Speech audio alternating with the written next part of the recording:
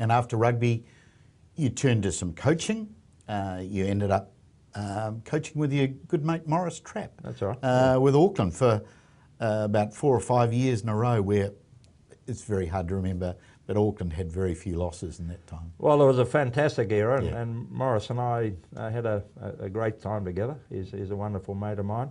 I'd coached earlier with Lynn Colling, actually, at Ponsonby, and Ponsonby hadn't won the Gallows Shield for 22 years, and Lynn and I managed to break that spell. Okay.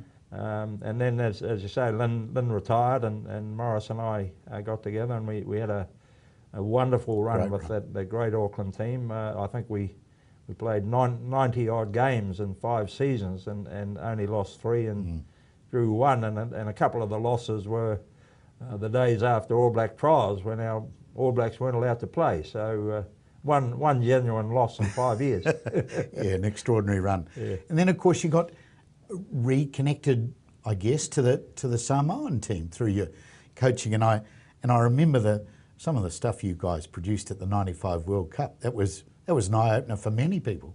Yeah, no, my time with Manu Samoa was really special, and for me, obviously, being able to reconnect with my heritage. My dad was born in Samoa, my mum was born in Rarotonga, so that Polynesian aspect was very much part of my upbringing. Being able to go to the '91 World Cup initially with Samoa, and we beat totally unheralded when we went there, but I just knew that we had the players who were going to create a bit of a stir and announce to the world that Samoan rugby was on the map, led by our great mate Peter Fatts, who unfortunately we lost this year, and he was a huge huge blow when he departed this world, but played such a big part in Samoan rugby, and so many other great players. We had a number of Samoan players, To'o Vaenga and Sila Vaifali and Andy Ialupa, and we had New Zealand-based players, Frank Bunce, Steve Bashett, Matau Fakinen, Apollo Perolini, and Junior Paramore, people like that. Terrific. So it was and lots more, Timo Tangaloa, and it was a wonderful team. I remember asking you in '95, and I know you very probably wisely at that stage kept your counsel and didn't want to comment, but so if I could ask you now, did it rankle later that Samoa wasn't then invited into the Super Rugby competition? Because that was a kind of time where you were playing a lot of rugby, had some great players, and you were making a big impression in the world. Well, it did rankle at the time when, and for obvious reasons. We'd made the quarterfinals in 2 World Cups, so we're top 8 teams in the world.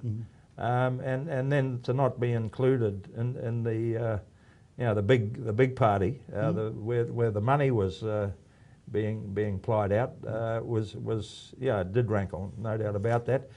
You suggested earlier that I kept wise counsel, but I was making quite a few creating a few waves about the inequity of it all at the time, but you needed to also try and remember that these were the people who were ultimately going to make the decision, so you didn't want to get totally offside with them. So I guess that was my legal training. Well, it was a balancing act for you. It was a balancing act, and unfortunately, even to this day, it still hasn't happened. The Pacific Islands aren't included in Super Rugby, and heaven help us, there'd be so many people throughout New Zealand, and particularly so many ex-All Blacks of Pacific Island extraction who'd say, why the hell not?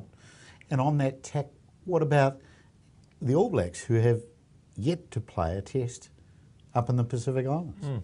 Does that rankles? That rankles with me, and it certainly does with so many others. And I know it's uneconomic. It'll cost a bit of money, but my view is that when you consider the impact, the contribution that the Pacific Island players have made to New Zealand rugby, then to actually fly the flag and show that it's appreciated isn't a great cost to me. Well, there's something that called goodwill, Absolutely. which actually is appreciated throughout the rugby Well, world. that's one of the things about the era that I played in, when the amateur ethos, where you know, you were all for one and one for all, and you tried to help the game as best you possibly could. And I guess, you know, I'm a realist also. I know that professionalism has, you know, sort of entered a new phase, and money is important, and you have to pay the bills. But you know, by the same token, I think the thing that sets rugby apart are what we talk about, those wonderful values that the amateur game brought to rugby, and you know, we should try and uphold those. How difficult was that for you? Because you've been NZAU president as well. You must have been thinking, you know, a couple of thoughts at various stages about. Oh yeah, no. Well, I let it be made clear that what my views were on that particular aspect. But you know, I'm also very grateful for what New Zealand rugby has done for me, and what it's done for so many players, and what it's done for world rugby. It's got a special place. So I was representing New Zealand rugby, and I knew that the role that was expected of me, but it doesn't change my view, and I made that pretty clear to the people I was working with.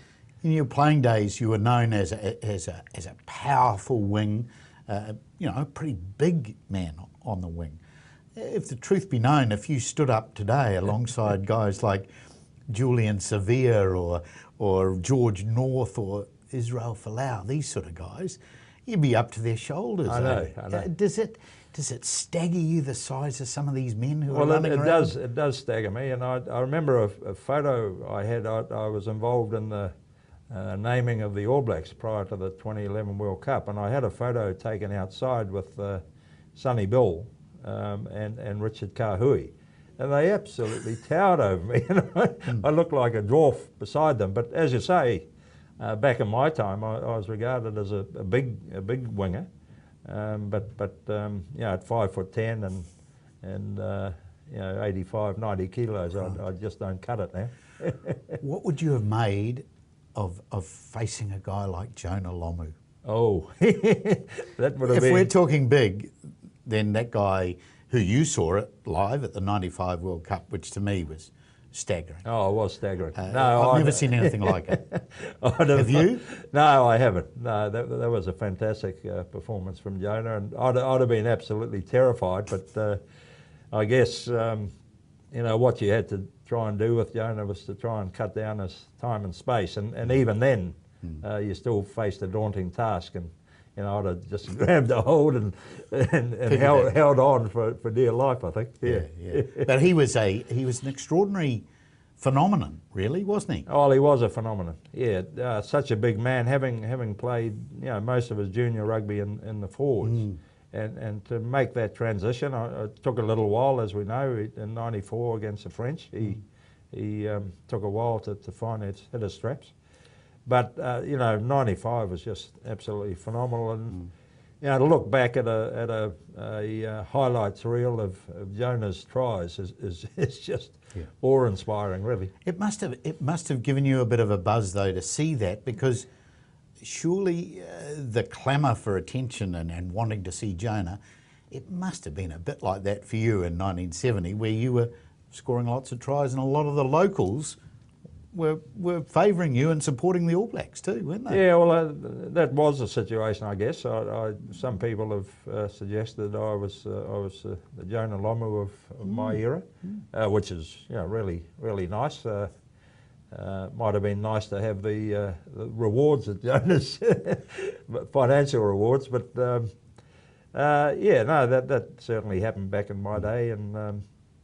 But coming back to the support of the coloured people of South Africa, I mean, when you look at apartheid and the fall of apartheid, you know, the protest movement most certainly played its part in the downfall of apartheid, and I'm so pleased about that. But I think us fellows going to South Africa and showing the coloured people that we could get out on the field and you know, support them and show them that we could compete, gave them hope. So I hope that that's not lost on people.